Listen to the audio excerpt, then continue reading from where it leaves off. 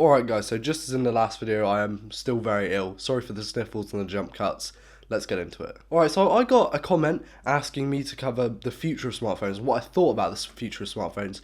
And I'm going to be doing that today. So hey guys, my name is Ryan Thomas with Failtech. This is the future of smartphones in the eyes of me. And also at the end, I'm going to add a little bit of a bonus video in there. Okay, so we're going to go straight into it. The screens of phones have changed a lot in the past year. We've gone from 16 by 9 to 18 by 9 and 18.5 by 9, and we've also gone from 1080p to QHD being the standard. That's happened in the past 2 or 3 years now. Of course, I'm a man of standards. I shoot everything in 16 by 9. I don't actually shoot in 4K. I shoot in UHD, and then I don't have to scale anything.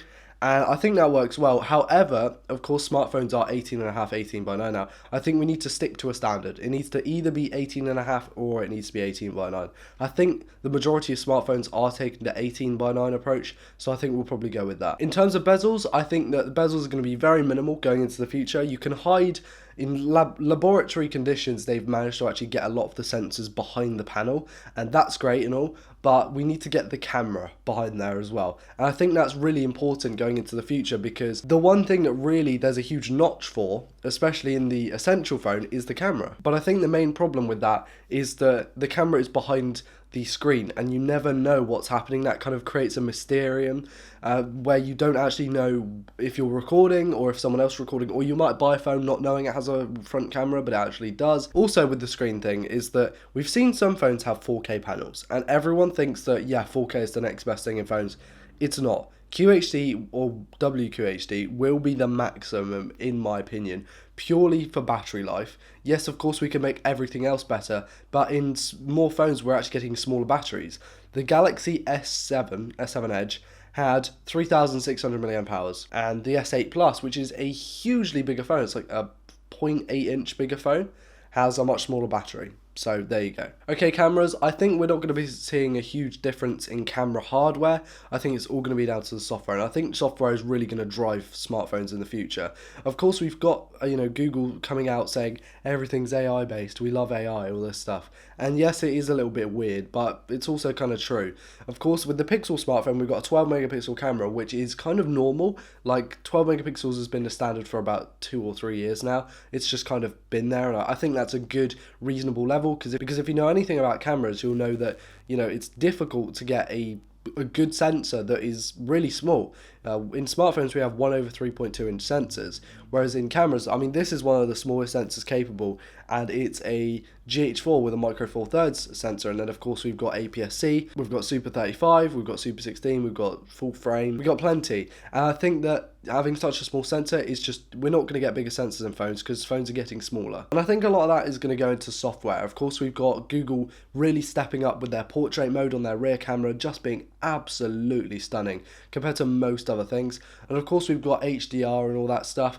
And I think that's really down to the software, not the hardware. I think it would be nice if we could get like an f1.6 or f1.7 lens in every phone, not because of bokeh, because at that I believe it's the equivalent of 24 to 28 millimeters. You're not going to get huge amounts of bokeh unless you're right up close to it. However, it's going to allow for more light into the sensor, which is critical at this stage. So yeah, I think maybe we'll ditch the dual camera thing. I think we'll just have a single camera. I think it's all going to be software in the future. Yeah, I don't think headphone jacks are going to stay around, mainly because I don't use a headphone jack, and I'm sure a lot of people don't. I know a lot of people who do, and they always use the Apple AirPods or whatever, and they're always carrying around their phone with music playing.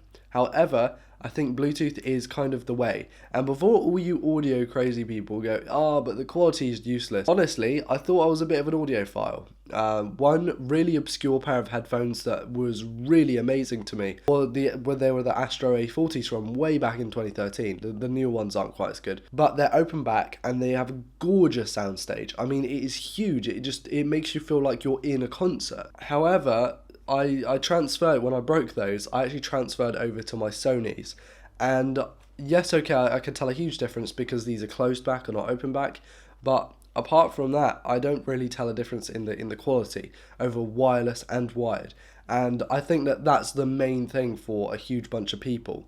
Of course, we have got those audiophiles, but if you're an audiophile, why are you listening to music on a phone when you could be listening to it with a behemoth of a DAC, and a big, colossal kind of sculpture of tech to listen to your music? So no, I don't think that we're going to see the headphone jack returning, and I don't think it needs to return, personally.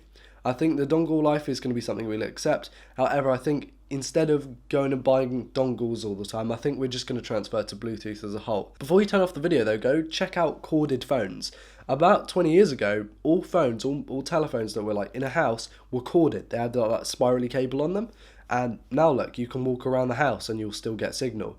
It's going to be something similar to that in my opinion. We're not going to use headphones like we think we do now. We're going to probably transfer over to wireless in the future. And I don't think it's right that they get rid of the headphone jack because I think it's such a staple. Batteries are going to get smaller, but TDPs of chips are going to get lower. So less energy is wasted in heat and we're going to get better performance. That's what I say about batteries. They're getting smaller already, and I think that they're going to continue to get smaller, and the efficiency of the hardware is going to go up. This is something I thought about yesterday when I was very ill, sat in bed watching Parks and Recreation whilst writing this video, is that a lot of the buttons, like just physical buttons on your phone, like I was looking for my phone, but like buttons on the side, you can't see them very well because I got a big chunky case on it.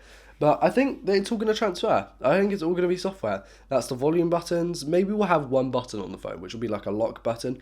I think everything else will go into software. I don't really see the need of having hardware buttons. And of course, I've just alluded to the fact that we're going to be using Bluetooth headphones, which usually have an inline control or a control on the headset or earpiece itself. So again, I don't think that's going to be a problem. For performance, it's going to be, like I said, lower TDP chips, 4 gigs to 6 gigs of RAM. We don't need 8 gigs. I don't know if we'll get there. It might be in the higher end phones that we get 8 gigs, but really we don't need it. Look at the iPhone 10, it's an absolute powerhouse, pretty much destroys every other phone in terms of performance that has 3 gigs of RAM. And in my opinion, iPhones have got really, really good RAM management processors compared to Android. Even phones with double the amount of RAM. This thing has 2 gigs of RAM, has way better RAM management than a OnePlus 3, which I had a few years ago or a year ago, that had 6 gigs of RAM. Okay, so a little bonus video at the end of the video. If you've stuck around this long, then you're a true boy. Love you. So really briefly, I'm going to go over my dream smartphone. This isn't a sponsored video. This is just me because I thought it'd be quite fun to do. So it's going to be 2 models, just like a standard and a plus model. We've got the Moto X 2nd generation and the Nexus 6. Those designs are, in my opinion, the best designs ever done in a phone. I love those designs with all my heart. Processor's going to be Snapdragon 835, not due to the power, but actually just due to the power draw, that it's really good on power draw. 4 gigs of RAM, because I don't think you need less or more than that. 2500 mAh battery in the X and a 3500 mAh battery in the 6. Of course, they will be named different things. The screens can stay the same because, in my opinion, they are gorgeous screens on both. I think they're just stunning. Cameras are going to be from the Pixel 2 because, in my opinion, best camera in a phone, and also it doesn't really change the fact that you need one sensor. And just as a little bonus to that, I'd really want to see a wide angle lens put in there from like an LG V30 or G6, something like that. Software is going to be Android. It's going to be like the newest version of Android, and it's just going to have, it's going to be a custom OS, so it'll allow you to do different things, kind of like lineages to Nougat. They're both going to have wireless charging. They're both going to have their headphone jacks. Of course, I don't need a headphone jack, but I'm going to leave it in there anyway. Going to add micro SD expansion because, in my opinion, that's just something that is so overlooked in phones.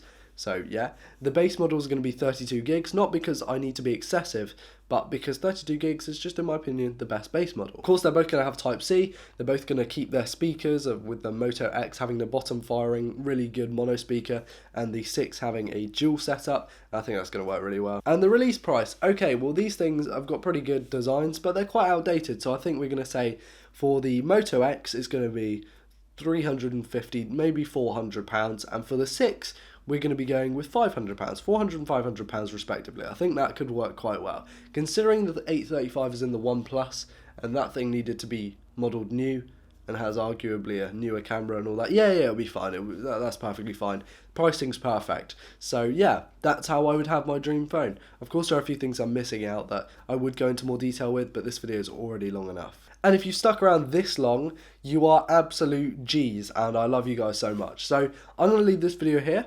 I want to thank Eric and Ross for patroning my channel. I think it's amazing what you guys are doing, and I love you so much. So please do like the video if you like it, dislike it if you disliked it, comment telling me your thoughts, maybe your dream phone, put like a little spec list and explain it, because I will go through and I do try to reply to as many comments as I can. However, I'm very ill, so now it should be a lot easier for me to reply to comments because I can just sit on my phone and I've got an excuse to look at my phone. So yeah, and yeah, again, please do subscribe if you're new around here to never miss a video like this one. I will be doing more. I still don't, the S6 is actually on my bed, but I will be be doing in the next few videos the S6, and I'll also be doing those cool like Betron audio products.